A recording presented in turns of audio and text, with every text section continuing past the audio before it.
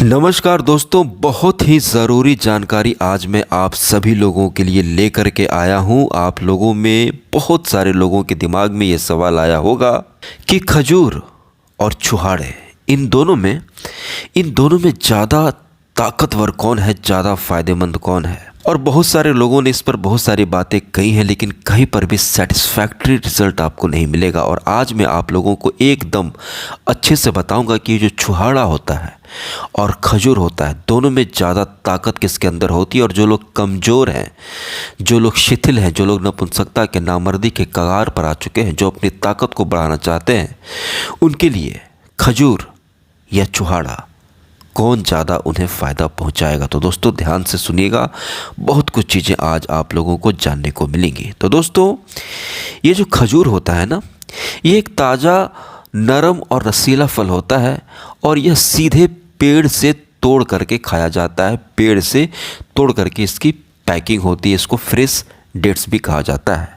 वहीं छुहारा खजूर को सुखाने के बाद बनता है और इसमें पानी की मात्रा बहुत कम होती है। यह सूखा कठोर होता है, इसे ड्राइड डेट्स भी कहा जाता है। इसके बाद दोस्तों, अगर बनावट की बात करें, टेक्सचर की बात करें, तो खजूर मुलायम, नर्म और चिपचिपा होता है।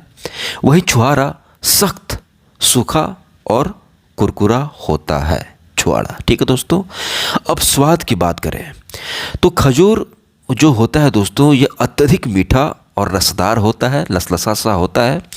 वही जो छुहाड़ा होता है, इसकी मिठास थोड़ी कम महसूस होती है, लेकिन इसकी मिठास गाढ़ी होती है और स्वाद में इसका भारीपन होता है। बहुत सारे लोगों को खजूर खाने में अच्छा लगता है, लेकिन बहुत सारे लोगों को छुहाड़ा खाने में अच्छा लगता है। इसमें भी एक अलग ही कंपटीशन है। अब दोस्तों पोषण में आते हैं, न्यूट्रिशन में आते हैं कि दोनों में न्यूट्रिशनल डिफरेंस क्या है। दोस्तों, खजूर के अंदर पानी अधिक मात्रा में पाया जाता है, फाइबर, विटामिन सी और कुछ एंजाइम्स मौजूद होते हैं जो पाचन शक्ति को भी बढ़ाते हैं और पचने में मददगार साबित होते हैं और बहुत जल्दी ऊर्जा देते हैं। जैसे केला खाने पर तुरंत ताकत आती है ना, वैसे ही खजूर खाने पर भी तुरंत यह ऊर्जा देता है। वहीं जो छुहाड़ा होता है, उसके अंदर पानी की मात्रा कम होती है, इसके कारण पोषक तत्व जो इसके जो होते हैं वो बहुत ज़्यादा कॉन्सेंट्रेटेड होते हैं। इसमें आयरन, कैल्शियम और पोटेशियम अधिक मात्रा में मौजूद रहते हैं। अब दोस्तों खाने के तरीके पर आते हैं, सेवन का तरीका, कंजम्पशन स्टाइल पर आते हैं। तो खजूर को सीधे खाया जा सकता है। व्रत, रोज़ा, मिठाइयों और शरबतों में इसका प्रयोग होता है। गर्मियों और ठंड के मौसम दोनों में यह खाया जा सकता है। लेकिन छुहारा आमतौर पर लोग दूध के साथ उबालकर या भिगोकर खाया जाता है, खासकर सर्दियों में। इससे शरीर को गर्मी देने वाला फल माना जाता है। अब दोस्तों उपयोग, खजूर ऊर्जा बढ़ाने वाला, पाचन सुधारने और व्रत खोलने के लिए ज़्यादा आदर्श माना गया है। वहीं छुहारा शरीर को ताकत देने, वजन बढ़ाने और ठंड में इम्यूनिटी को सुधारने में उपयोगी पाया गया है। अब दोस्तों स्टोरेज और भंडारण की बात करते हैं। खजूर जल्दी ख़राब हो सकता है, इसलिए फ्रिज में रखने की ज़रूरत होती है। आप खजूर को खरीद करके लाते हैं तो उसे जल्दी खाकर ख़त्म करना होता है, या फिर आप उसको रखना भी चाहते हैं तो फ्रिज में रखें, थोड़ा जल्दी ख़राब होता है। लेकिन छुहारा लंबे समय तक आप इसको रख सकते हैं, फ्रिज में भी रख सकते हैं, किसी भी डब्बे में रख देंगे, इससे लंबे समय तक स्टोर किया जा सकता है, ये जल्दी ख़राब नहीं होता। अब दोस्तों आयुर्वेदिक दृष्टिकोण से दोनों के क्या क्या फ़ायदे हैं। तो खजूर जो होता है दोस्तों, वात और पित्त दोष को संतुलित करता है। वात को और पित्त को संतुलित करता है, यानी गैस और जो गर्मी होती है, पित्त, उसको संतुलित करता है, बैलेंस करता है। वहीं जो छुहारा होता है वो वात और कफ को संतुलित करता है, यानी गैस और कफ, ठंड को संतुलित करता है और बलवर्धक माना जाता है। दोस्तों कीमत में अंतर, दोनों के प्राइस में भी क्या अंतर होता है? जी हाँ, अंतर होता है। आमतौर पर जो खजूर होते हैं वो कुछ महंगे हो सकते हैं, थोड़ा सा महंगा होता है खजूर, क्योंकि वो खास तौर पर बहुत ज़्यादा आयात किए जाते हैं। लेकिन छुहाड़ा अपेक्षाकृत थोड़ा सस्ता होता है और लंबे समय तक टिकता है। अब दोस्तों मौसम के अनुसार प्रयोग, खजूर जो है गर्मी और ठंड दोनों के मौसम में खाया जा सकता है, लेकिन छुहारे को लोग ज़्यादा ठंड में खाना उपयोगी माना जाता है, क्योंकि शरीर को थोड़ी गर्मी देता है। अब दोस्तों मैं आपको ये बताने जा रहा हूँ कि अगर आप कमज़ोर हैं और आप के अंदर धातु पतली हो गई है, बहुत ज़्यादा आपने गलत काम किया है, कमज़ोरी के शिकार हो गए हैं, तो इन दोनों में से आप किसी का भी सेवन कर सकते हैं, लेकिन जहाँ तक मैंने बहुत सारे वीडियोस देखे हैं, लोगों के कमेंट देखते हैं, कोरा पर भी मैं गया हूँ, बहुत सारे रिसर्च भी मैंने इस पर देखा है और बहुत कुछ लोगों का जो कमेंट है वो मैंने पढ़ा है। और जहाँ तक मुझे पता है और बहुत सारे लोगों का यही मानना है कि ताकत बढ़ाने में ज़्यादा फ़ायदा चुहाड़ा करता है। जी हाँ दोस्तों, ज़्यादा फ़ायदा जो है वो चुहाड़ा करता है, लेकिन इसको इस्तेमाल करने का सही तरीका भी जानना आपको बहुत ज़्यादा ज़रूरी है। तो दोस्तों, अब मैं आपको बताने जा रहा हूँ एक ऐसा तरीका जिससे आप अपनी कमजोरी को दूर कर पाएंगे। चुहाड़े को आखिर कैसे इस्तेमाल करें ये भी बहुत ज़्यादा इम्पॉर्टेंट है, कितनी मात्रा होनी चाहिए। दोस्तों, अगर कोई व्यक्ति स्वस्थ है, एकदम हेल्दी है, उसको कोई बीमारी नहीं, उसको कोई धातु रोग नहीं, कोई मर्दाना कमजोरी नहीं, तो वो चुहाड़ा खा ले या खजूर खा ले, दोनों से उसको फ़ायदा मिलेगा। लेकिन अगर आप दुर्बल हो गए हैं, अगर आप कमज़ोर हो गए हैं, आपके अंदर छीनता दुर्बलता आ गई, अपने अपने हाथों से बहुत ज़्यादा गलत काम किया है, धातु पतली पड़ गई है, तो सिर्फ चुहाड़ा खा लेने से या सिर्फ खजूर खा लेने से ये आपको उतना फ़ायदा नहीं करेगा। क्योंकि जो हेल्दी लोग हैं उनके लिए तो ठीक है, लेकिन अगर आप शिकार हो चुके हैं, कमजोरी की बीमारी लग गई है, तो आपको कुछ चीज़ें और मिलानी होगी। और वही मैं आपको बताने जा रहा हूँ कि चुहाड़े के साथ आपको और कौन सी चीज़ें मिलानी है जिससे आपकी कमजोरी दूर हो। तो दोस्तों, इस रेमेडी को ध्यान से सुनिएगा जो मैं आपको अभी बताने जा रहा हूँ। तो मित्रों, ये जो रेमेडी मैं आपको बताऊंगा, इसको दिन में आपको सिर्फ एक बार सेवन करना है। और कब सेवन करना है? सुबह सुबह सेवन करना है, क्योंकि चुहाड़े को सुबह सुबह खाना चाहिए। और कुछ चीज़ें हम इसमें मिलाएंगे। तो दोस्तों, इसके लिए आपको क्या करना है कि जैसे आप सुबह उठते हैं तो आप बाथरूम जाते हैं, ब्रश करते हैं, नहाते हैं, इन सब के बाद क्या करना है, आपको 1 गिलास दूध लेना है। ठीक है दोस्तों, 1 गिलास दूध ले लेना है, उबला हुआ दूध हो लेकिन ठंडा हो। उसके बाद दोस्तों, आपको उसमें क्या डालना है, चुहाड़े डालने हैं। कितने चुहाड़े डालने हैं दोस्तों?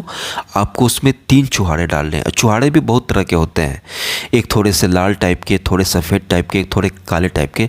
तो जो काले वाले होते हैं ना, जो थोड़ा डार्क रेड होता है, वो आप लीजिएगा, वो ज़्यादा आपको फ़ायदा करेगा। मार्केट में बहुत सारे चुहाड़े भी मिलते हैं, जिसमें कुछ चुहाड़े आप खाएंगे ना तो स्वाद कुछ ज़्यादा आपको लगेगा, कुछ ज़्यादा ही मीठा लगेगा, कुछ ज़्यादा उसमें बुरादा जैसा, गुड़ जैसा मिला हुआ लगेगा। तो वैसा चुहाड़ा मत लीजिएगा, एकदम अच्छी कंपनी का अच्छा चुहाड़ा लीजिएगा।